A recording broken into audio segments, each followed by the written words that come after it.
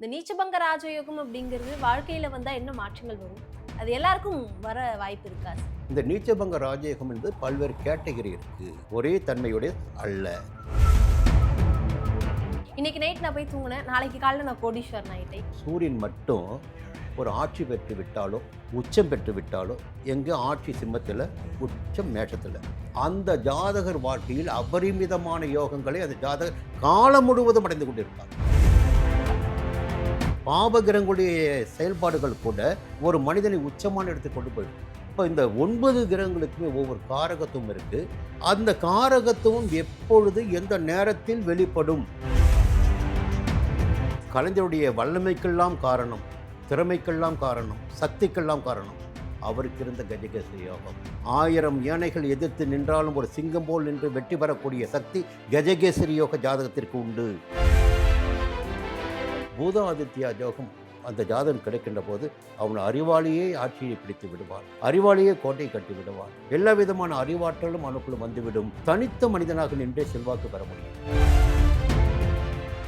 ஆதன ஆன்மீகம் நேயர்களுக்கு ஷாம்லாவின் அன்பு கலந்த வணக்கங்கள். நம்ம ஆதன ஆன்மீகத்துல ஆன்மீகம் சம்பந்தப்பட்ட பல கேள்விகளுக்குமே தினந்தோறும் ஒவ்வொரு வகைகளில் பதில்களை பார்த்துக்கிட்டு இருக்கோம். அந்த வகையில ஆன்மீகம் ரீதியாகவும் ஜோதிடம் ரீதியாகவும் நிறைய பயனுள்ள தகவல்களை நம்ம கூட பகிர்ந்து கொள்ளக்கூடிய பரணிதரன் சார் இன்னைக்கு நம்மோடு நினைச்சிருக்காரு.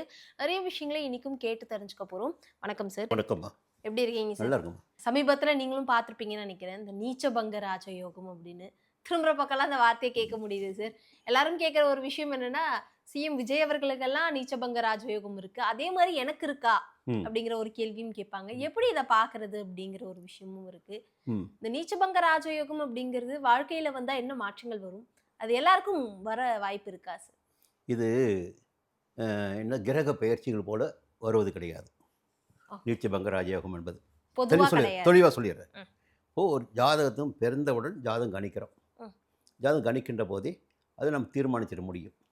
பொதுவாக ஒரு ஜாதகத்தில் தோஷம் இருக்கும், யோகம் இருக்கும். எப்படி? தோஷமும் இருக்கும், யோகமும் இருக்கும். இது இல்லாமல் எந்த ஜாதகமும் பிறப்பது கிடையாது. அப்போது இந்த தோஷத்தை யார் உண்டாக்குவது, யோகத்தை யார் உண்டாக்குவது? எல்லாமே கிரகங்கள் தான் உண்டாக்குகின்றன. புரியுதுங்களா? இப்போது நீங்கள் இப்போதைய சிஎம்ஐ பற்றி ஒரு வார்த்தை சொன்னீங்க, நீச்சபங்க ராஜயோகம். இப்போ அவர் பிறந்த நேரத்தில் ஒரு 500 பேர் பிறந்திருப்பாங்க. அதே நொடியில் எல்லாருக்கும் அந்த நீச்சபங்க ராஜயோகம் வேலை செய்ய வேண்டியது தானே? வேலை செய்யலையே. இங்கே ஒரு புள்ளி வைக்கணும் இல்லை? அப்போ என்னன்னா, ஒவ்வொரு மனிதருக்கும் சுயமாக கர்ம வினை என்று ஒன்று இருக்கிறது. எப்படி வேலை செய்யும்? கிரகங்கள் வேலை செய்யும். உங்களுக்கு ஒரு பொருளை எடுத்து வச்சாச்சு, ஒரு 10 பாக்ஸ் இருக்குதுங்க மேடை மேலே. 10 பாக்ஸுமே 10 பேருக்கு கொடுக்க போகிறாங்க. 10 பேருக்கும் அந்த யோகம் இருக்குங்க. அந்த யோகமுடைய 10 பேருக்கும் 10 பாக்ஸ் கிடைக்க போகுது. அது பார்த்தீங்கன்னா ஒரு பாக்ஸில் பார்த்தீங்கன்னா 1 கோடி ரூபா இருக்கலாம். ஒரு பாக்ஸில் பார்த்தீங்கன்னா நீங்கள் டிவியில் பார்க்குறப்ப கற்பனை பண்ணி பாருங்கள், அப்படியே ஒரு 10 ரூபா இருக்கலாம். ஒரு பாக்ஸில் ஒரு பாக்ஸில் லட்ச ரூபாய் இருக்கலாம். எல்லாருமே கலந்துக்கிறீங்க, அந்த பாக்கி உங்களுக்கு கிடைச்சிருக்கு. அப்போது கிடைக்கின்ற பலன்கள், அதனுடைய அளவீடு, இடம் எதை வைத்து தீர்மானிக்கப்படுகிறது என்றால் உங்களுடைய கர்ம வினையினை வைத்து தீர்மானிக்கப்படுகிறது. அப்போ இன்னொரு விஷயம், கர்ம வினையை பற்றி சொல்லும்போது, இப்போ அவருடைய கர்ம வினை, இப்போ என்னுடைய கர்ம வினை. இப்போ நாங்கள் ஒரே நொடி தான் பிறந்திருக்கோம். அவருடைய தாயும் தந்தையும் வேறு தானே? கண்டிப்பாக. அவங்களுடைய கர்ம வினை வேறு தானே? கண்டிப்பாக. இப்போ என்னுடைய தாயும் தந்தை வேறு தானே? எங்களுடைய கர்ம வினை வேறு தானே? அப்போது எப்படி ஈடு செய்ய முடியும்? ஒரே கர்ம வினை எப்படி வேலை செய்யும்? முடிஞ்சு போச்சுங்களா ஒரு விஷயம். இப்போது நீச்சபங்க ராஜயோகத்தை பற்றி ஒரு சொல்லிட்டீங்க. இப்போது இந்த நேரத்தில் நம்ம இதுக்காக நம்ம என்ன பண்ணணும், எதை பார்க்க வேண்டும்? இப்போ கிரகங்களை தான் பார்க்கணும். கிரகங்களை பார்க்க வேண்டும் என்றால் எல்லா கிரகங்களும் உச்சம் அடைவதும் உண்டு, நீச்சம் அடைவதும் உண்டு.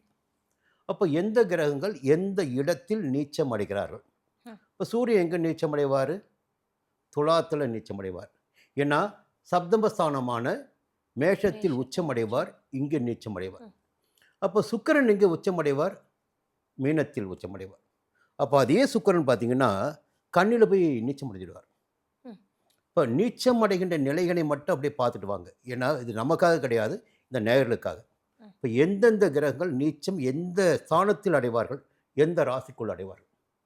அப்போ சூரியன் பார்த்தீங்கன்னா துலாத்தில் நீச்சம் அடைஞ்சிடுவார். சந்திரன் பார்த்தீங்கன்னா விருட்சிகத்தில் நீச்சம் அடைவார். அடுத்து செவ்வாய் பார்த்தீங்கன்னா கடகத்தில் நீச்சமாவார்.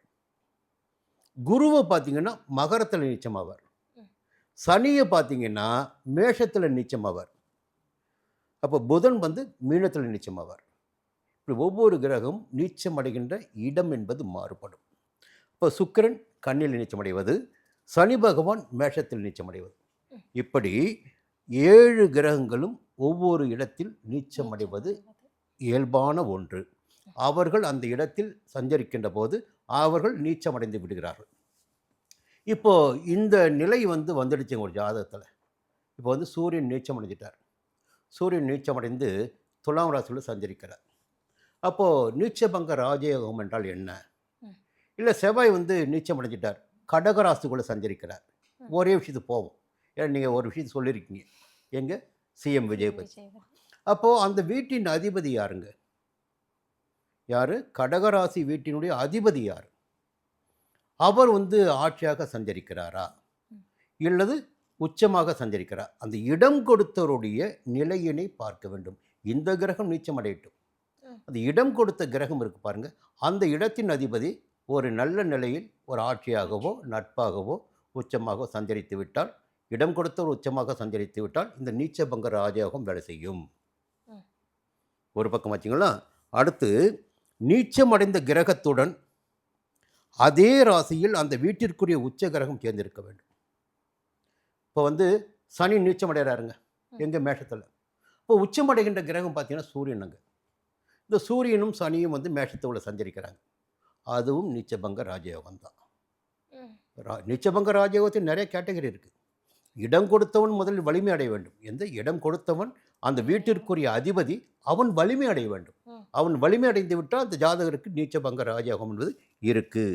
நீச்ச கிரகம் நின்ற ராசியின் அதிபதி ஒரு ராசியில் நிற்கிறார்னு வச்சுங்களேன், அந்த ராசியின் அதிபதி லக்கினத்திற்கோ ராசிக்கோ கேந்திர ஸ்தானமான 1, 4, 7, 10ஆம் இடங்கள் சஞ்சரிக்கின்ற போது அது நீச்சபங்க ராஜயோகம்.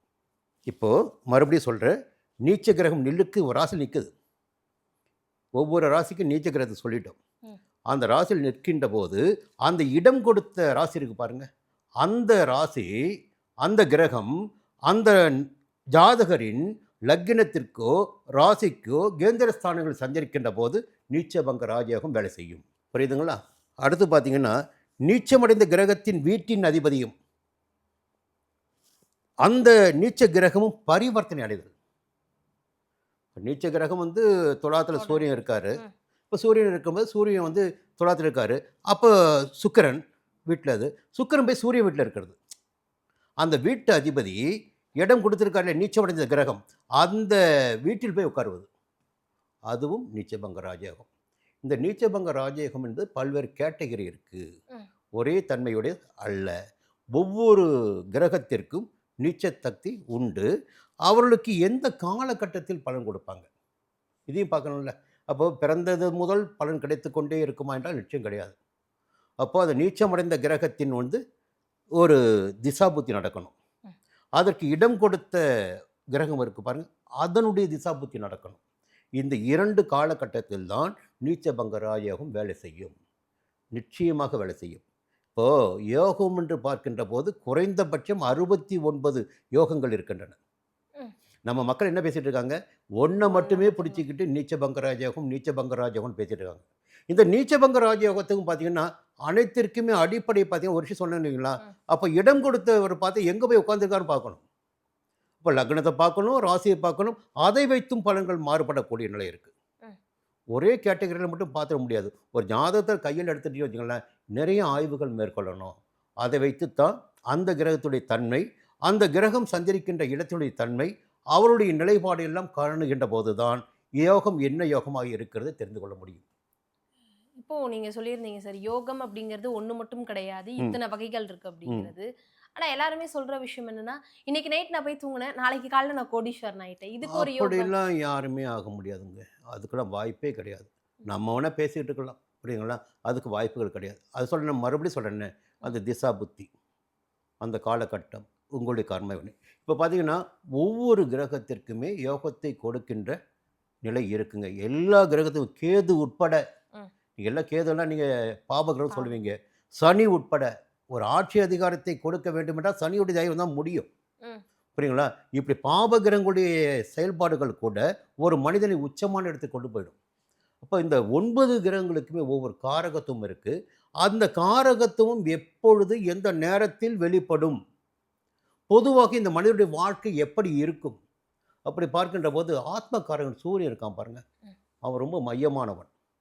அந்த ஆத்மகாரன் சூரியனை பற்றி பார்க்கும்போது ஒவ்வொரு ஜாதகத்தையும் எடுத்த உடனே சூரியன் எங்கே இருக்கார், அந்த லக்னத்திற்கு அவர் எந்த இடத்தில் இருக்கார், இதை முதல்ல பார்க்கணும். புரியுங்களா? அந்த சூரியன் பார்க்கும்போது பிதுர்காரகன் அவர் தான், ஆத்மகாரன் அவர் தான். சூரியனை வைத்துத்தான் எல்லாவற்றையும் நம்ம சொல்லிட்டு இருப்போம். சூரியன் மட்டும் ஒரு ஆட்சி பெற்று விட்டாலோ, உச்சம் பெற்று விட்டாலோ, எங்கே ஆட்சி சிம்மத்தில், உச்சம் மேஷத்தில், இல்லை சுபகிரகங்களுடைய பார்வையோடு சுபகிரகங்களுடைய சேர்க்கையோடு இருந்து விட்டாலோ, அந்த ஜாதகர் வாழ்க்கையில் அபரிமிதமான யோகங்களை அந்த ஜாதகர் காலம் முழுவதும் அடைந்து கொண்டிருப்பார். காலம் முழுவதும். காலம் முழுவதும். அது எப்படின்னா, ஒரு தலைமை என்பது அந்த மனிதருக்கு கிடைத்து கொண்டிருக்கும். அரசியல் பார்த்தீங்கன்னா, அரசியல் எல்லாவற்றிலும் ஒரு முக்கியமான புள்ளியாக அந்த நபர் மாறிவிடுவார். ம். நான் அரசாங்கத்தில் மையமாக இருப்பதற்கு, வேலைவாய்ப்போடு இருப்பதற்கு, உத்தியோகத்தில் இருப்பதற்கு, அரசு உத்தியோகத்தில் இருப்பதற்கு சூரியனுடைய ஆதரவு கண்டிப்பாக வேண்டும். சூரியனுடைய ஆதரவு இருந்தால் மட்டும்தான் அரசியலிலும் ஜெயிக்க முடியும், அரசாங்கத்திலும் உத்தியோகத்தை பெற முடியும். ஒரு நாளாவது அரசு உத்தியோகத்தில் உட்கார முடியும், அரசு பதவியில் அமர முடியும். அப்போ சூரியனுடைய ஆதரவு இல்லாமல் எந்த யோகமும் வேலை செய்யாது. சூரியனையும் பார்க்கணும். புரியுங்களா? சூரியனை துணிச்சல், புகழ், அரசாங்க யோகம், ஆற்றல் எல்லாவற்றையும் கொடுத்திடக்கூடிய ஒரு சூரியன். சூரியன் பலமாக ஒரு ஜாதகருக்கு இருந்து விட்டால் நிலையான செல்வம், நிலையான புகழ், நிலையான அந்தஸ்து அந்த ஜாதகருக்கு கிடைத்து கொண்டிருக்கும். இந்த நேரத்தில் இன்னொரு விஷயத்தையும் பார்க்கணுங்க. இப்போ என்னென்னா, இப்போ இன்றைய முதல்வரை பற்றி பேசுனீங்க. கடந்த கால முதல்வரில் ஒருவரை பற்றி அதிகமாக ஜோதிடர் பேசுனது கஜகேசரி யோகம். யார் தெரியுங்களா? அது கலைஞர். அப்படியா சார்? Okay sir. கலைஞருடைய வல்லமைக்கெல்லாம் காரணம், திறமைக்கெல்லாம் காரணம், சக்திக்கெல்லாம் காரணம் அவருக்கு இருந்த கஜகேசரி யோகம். புரியுங்களா? கஜன்மன்னா யானை, கேசரின சிங்கம். 1000 யானைகள் எதிர்த்து நின்றாலும் ஒரு சிங்கம் போல் நின்று வெற்றி பெறக்கூடிய சக்தி கஜகேசரி யோக ஜாதகத்திற்கு உண்டு. ஒரு ஜாதகனுக்கு கஜகேசரி யோகம் இருந்துவிட்டால் அந்த ஜாதகன் எல்லா இடத்திலும் செல்வாக்கு மிக்கவனாக, ஆற்றல் மிக்கவனாக, அறிவாற்றல் மிக்கவனாக இருந்து விடுவான். அப்போ எங்கே இருக்கணும்? அப்போது குரு பலமாக இருக்கணும், சந்திரன் பலமாக இருக்க வேண்டும். சந்திரனுக்கு 1ஆம் இடத்திலோ, 4ஆம் இடத்திலோ, 7ஆம் இடத்திலோ, 10ஆம் இடத்திலோ கேந்திரஸ்தானமான இந்த இடங்களில் குரு இருந்து விட்டால் அந்த ஜாதகருக்கு கஜகேசரி ஆகும். நீங்கள் ஒரு ராசிங்க, அந்த ராசிலேருந்து 4வது இடத்துல குரு இருக்கார், இல்லை அந்த ராசிலேருந்து 7வது இடத்துல குரு இருக்கார், ராசிலேருந்து 10ஆம் இடத்துல குரு இருக்கார், 4ஆம் இடத்துல குரு இருக்கார். அப்படி இருந்து விட்டால் அந்த ஜாதகருக்கு கஜகேசரி யோகம் இருக்கிறது என்று அர்த்தம். அந்த நபரை தூக்கி நடுக்கடலில் தூக்கி போட்டாலும் கட்டு மரத்தை பிடிச்சிட்டு மேலே வந்துடுவார். புரியுங்களா? கடலில் தூக்கி போடுங்க, அவருக்கு அறிவாலே வெளியே வந்துடுவார். இந்த பலமே பார்த்தீங்கன்னா மூளை பலமும் அறிவாற்றல் மட்டும்தான் கஜகேசரி யோகத்திற்கு. அப்போ எவ்வளவு எதிர்ப்புகள் வந்தாலும், எவ்வளவு நெருக்கடிகள் வந்தாலும் இதை எப்படி மாற்றுவது, இதிலிருந்து எப்படி வெளியில் வருவது என்ற ஒரு ஆற்றல் இயல்பாகவே இவளுக்கு ஒரு கணக்கு வந்துடும். அந்த நிலை இவளுக்கு இருக்குது. அவ்வளோ சக்தி மிக்க ஒரு யோகம் கஜகேசரி யோகம். குருவும் சந்திரனை வைத்துத்தான் இந்த கஜகேசரி யோகம் தீர்மானிக்கப்படுகிறது. அதேபோல் புத ஆதித்ய யோகம். இப்போ புதன் புரியுங்களா? ஆதித்யன் சூரியன். இந்த 2 கிரகங்களும் இணைவதை வைத்து பொதுவாக புதன் நெருங்குகின்ற போது பார்த்திங்கன்னா அஸ்தமனம் அடையலாம். ஆனால் அதே நேரத்தில் அவர் இருக்கின்ற இடத்திற்கு ஏற்ப நாங்கள் பலன்கள் மாறுபடும். புரியுங்களா? இந்த 2 கிரகங்களையும் வைத்து புத ஆதித்ய யோகம் ஏற்படும். அப்போது ஒன்று பார்த்திங்கன்னா அறிவுக்காரகன், இன்னொன்று ஆற்றல் காரகன். இந்த இருவரும் ஒன்றாக சேருகின்ற போது புத ஆதித்ய யோகம் அந்த ஜாதகம் கிடைக்கின்ற போது அவன் அறிவாளியே ஆட்சியை பிடித்து விடுவான், அறிவாளியே கோட்டை கட்டி விடுவான். எல்லா விதமான அறிவாற்றலும் அவனுக்குள்ள வந்துவிடும். தனித்த மனிதனாக நின்றே செல்வாக்கு பெற முடியும். இப்படி ஜாதகத்தில் நிறைய யோகங்கள் இருக்குங்க, நிறைய தோஷங்கள் இருக்குது. இதை பற்றி நிறைய விரிவாக பேசணும். ஒவ்வொரு யோகமாக பேசுவோம், ஒவ்வொரு தோஷமாக பேசுவோம். புரியுங்களா? அப்போது நீச்சபங்க ராஜயோகத்தை மட்டுமே வச்சுட்டு பேசியிருக்கக்கூடாது. இப்போ ஒவ்வொரு ஜாதகனுக்குமே நிச்சயமாக யோகம் இருக்குங்க. அந்த யோகம் எந்த யோகம், அந்த யோகம் எந்த நேரத்தில் வேலை செய்யும். புரியுங்களா? சில பேர் பார்த்தீங்கன்னா, ஆட்சி அதிகாரத்தையே நம்ம முன்னாள் முதல்வர் ஸ்டாலின் பார்த்தீங்கன்னா, அவர் எப்போ முதல்வர் ஆகுறார்? ஒரு யோகம் இருக்கு. எப்போ முதல்வராக வருகிறார்? அப்போ சில பேர் பார்த்தீங்கன்னா, இளமையிலேயே ஒரு யோகம் குடுத்துரும். சில பேருக்கு பார்த்தீங்கன்னா, வயது. ஒரு 50, 55 வயதுக்கு மேல அந்த யோகம் கிடைக்கும். அப்போ யோகம் தான் இருக்க, இப்பவே கிடைக்கும்னு கிடையாது. எந்த நேரத்தில் அந்த யோகம் கிடைக்கும் என்பதை ஜாதகத்தின் மூலமாக துல்லியமாக கண்டுபிடிக்க முடியும். இப்போ நீங்க சொன்ன மாதிரி சில யோகங்கள் தாமதமா வர்றதுனால அதுல பயன்கள் கிடையாதுல்ல சார். அதனால எப்படி இப்ப முன்னாடி வர்றது ஏன் பயன் இல்லன்னு சொல்ல முடியும்? அதாவது சில பேர் பார்த்தீங்கன்னா, வாழ்க்கையில எல்லா கஷ்டத்தையும் அனுபவிச்சுட்டு, போய் உச்ச இடத்துல உட்காரும்போது செல்வாக்கோட இருப்பாங்க. ம். இன்னும் சில மனிதர்கள் பார்த்தீங்கன்னா, நீங்க சொல்ற மாரி இயற்கையிலேயே சின்ன வயசுலயே எல்லாம் கிடைச்சிட்டு, பின்னாடி மனச்சுமையோட இருப்பாங்க. மனவலியோட இருப்பாங்க. போராடி ஜெயிக்கிறது வேறங்க. ஜெயிச்சுட்டு போராடுவது என்பது வேற இல்ல. ம். இப்போ இந்த வயசு உங்களுக்கு இளமை வயசுன்னு வச்சுக்கங்களேன். இப்போ உங்களுக்கு எல்லாமே கிடைச்சு போதுங்க. இன்னும் 10 ஆண்டுகளுக்கு பிறகு எதெல்லாம் கிடைச்சதுக்கு அது கிடைக்கல. அப்ப எவ்வளோ பெரிய மனவலி. ஆனா ஒரு இடத்தை அடைவதற்காக போராடி, போராடி, போராடி அந்த இடத்தை அடைகின்ற போது, அது நம்முடைய கடைசி காலமாக இருக்கின்ற போது, புரியுங்களா? அது நமக்கு நிலையானதாக இருக்கும். ம். புரியுங்களா? கலைஞருடைய காலகட்டம் பாருங்க. புரட்சித் தலைவர் எம்ஜிஆருடைய காலகட்டம் பாருங்க. அண்ணாவுடைய காலகட்டம் பாருங்க. இன்றும் நிலைத்த புகழோடு தான் இருக்காங்க. புரியுங்களா? அப்ப இளமையில அவர்கள் எவ்வளோ போராடினாங்க. ம். ஆனா இளமையில் கிடைத்து விட்டால், அது முதுமையில் சங்கடத்தை ஏற்படுத்தும். முதுமையில் கிடைத்து விட்டால், அது நிலையானதாக இருக்கும். நிறைய தகவல்கள பகிர்ந்துக்கிட்டீங்க. மிக்க நன்றி சார். நன்றிம்மா.